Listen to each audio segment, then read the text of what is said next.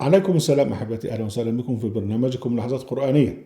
وهذه الحلقة رقم 857، ولا زلنا في موضوع المستحقين للصدقات الرسمية، في قوله سبحانه: إنما الصدقات للفقراء والمساكين والعاملين عليها والمؤلفة قلوبهم. ودي طبعا تعرضنا لهم. بعد كده سبحانه وتعالى قال: وفي الرقاب.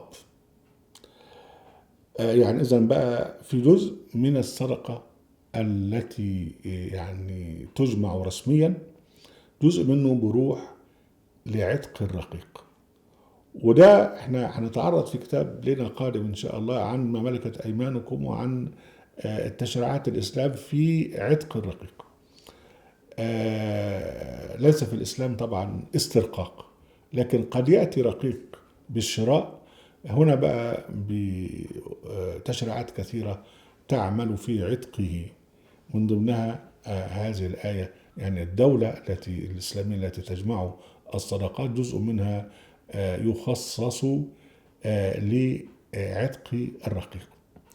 واحد يقول لي: يا عم ما عادش فيه رقيق، طب نعمل ايه في البند ده؟ اقول له: يا باشا، مين اللي قال لك انا ما عادش فيه رقيق؟ يعني هو الاسترقاق يعني ايه؟ يعني حتى ربنا قال لك: وفي الرقاب. يعني الواحد اللي هو ممسوك من رقبته، مش لازم يكون بيع وشراء كما كان زمان. الرق اللي كان زمان كان رق صريح. دلوقتي الرق الضمني والفعلي أبشع. يعني مثلا يقال الرقيق الأبيض. الرقيق الأبيض اللي هم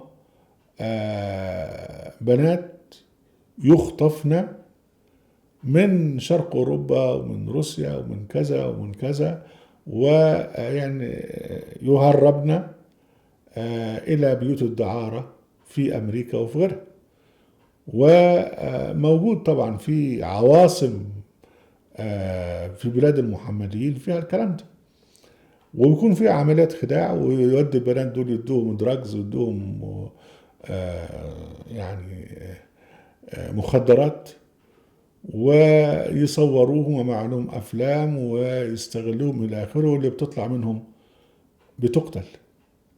ده هنا بقى ابشع. يعني الرقيق اللي كان موجود زمان كان رقيق ظاهر وواضح ومعروف ان ديت رقيق، بل ان هنتعرض للكلام ده فيما بعد.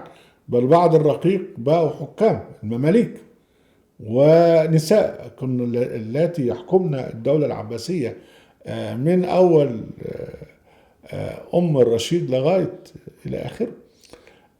لكن بقى الرقيق المخفي ده اللي هو خارج إطار القانون، اللي هو ضد القانون، اللي هو ليس معترفا به، ده شغل إجرام. بلاش كده.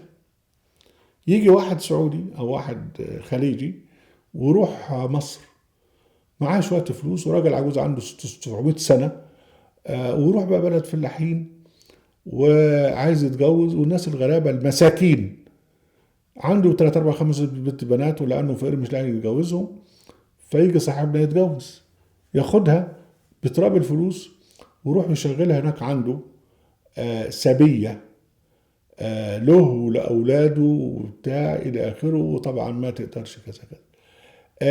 الذين يخدعون ويؤتى بهم بعقود عمل، وبيشتغلوا في دول الخليج هنا أو هنا أو هنا.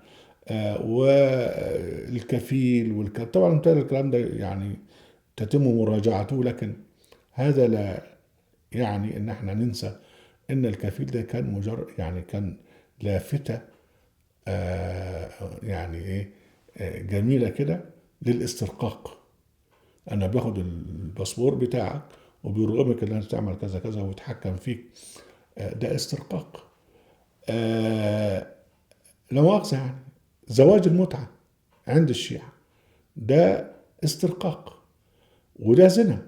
يعني هو الزواج الحقيقي، احنا لنا طبعا بحث في هذا عن الزواج المؤقت ان هو جائز، وله طبعا تبعاته كثيره جدا جدا، لكن اهم شيء فيه ان في عده. يعني هي اذا طلقت بعد 5 دقائق بعد ان دخل بها، يبقى لازم ان هي تصبر بقى اذا كنا نشوف اذا كانت حامل ولا لا، وتمشي امور العده، ويكون لها طبعا حقوقها كمطلقه ودوشه، يعني عشان خاطر نص ساعه نام معها قدامه بقى مصايب كبيره جدا قد تستمر طول العمر إذا خلف منها. لا، في زواج المتعة لا، ده هي بتتجوز ده متعة، وبعد ما يؤمن عليها تتجوز اللي بعده متعة، ويؤمن عليها تتجوز في اليوم 3 4 5 6 مرات على قدر ما تحتمل يعني. ما الذي يدفعه إلى هذا؟ مين اللي بيحط في رقبتها حبل ويعملها تعمل كده؟ الفقر. إذا ده نوع من أنواع الاسترقاق. حاجات كتيرة جدا يعني، أنا مش عايز أخش بقى. لما كنا رحنا في رحلة بعد لما استعدنا سيناء أيام مبارك، ويعني تغولنا في سيناء لغاية لما وصلنا إلى نقاط اللي هي آخر حاجة لمصر سيطر عليها في سيناء. وواحد قاعد الجماعة الجنود اللي هناك لهم 3 4 أيام ما كلوش، لأن العربية اللي بتقدم لهم الأكل وتقدم لهم المية بتتأخر. اضطرينا نتبرع عليهم بكل اللي موجود معانا. يعني كان في وقت من الاوقات الجند الامن المركزي بيبقى واقف جعان في اللي هو بيحرس، وبياخد من الناس فلوس. ده استرقاق. يعني التجنيد بهذا الشكل ده استرقاق. يعني اللي انا عايز اقوله ان الاسترقاق القديم ارحم كثيرا من الاسترقاق الحديث، ارحم كثيرا جدا. احنا لا ننسى حكايه السخره، يعني حفر قناه السويس بالسخره. ألم يكن هذا يعني ألم يكن هذا استرقاقا؟ آه، الدولة الإسلامية الحقيقية ضد كل هذا. هي لا تمارس الاسترقاق في الداخل، لأن ده ممنوع، لأن ده ظلم، ومش فيها سبي على الإطلاق.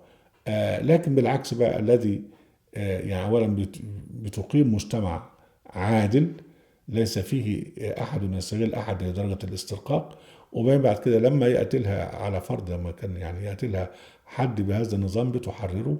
يعني مثلا نتصور ان دولة اسلامية موجودة حاليا، حد يجيب لها بنات من بنات اللي هم بكذا، يعني في حكاية الرقيق الابيض او غيره او غيره، فيمنعون هذا ويعني يحررون البنت من اولئك الذين يستغلونها، ويمنعون طبعا البنت اللي هي الفلاحة الغلبانة ان هي تتجوز من واحد طاعن في السن عشان خاطر شوية فلوس. لابد بتاخد اجراءات للحفاظ على مواطنيها وعلى من يأتي إليها مستغلا أو مسترقا بصورة غير شرعية، يعني كما يحدث في عصرنا.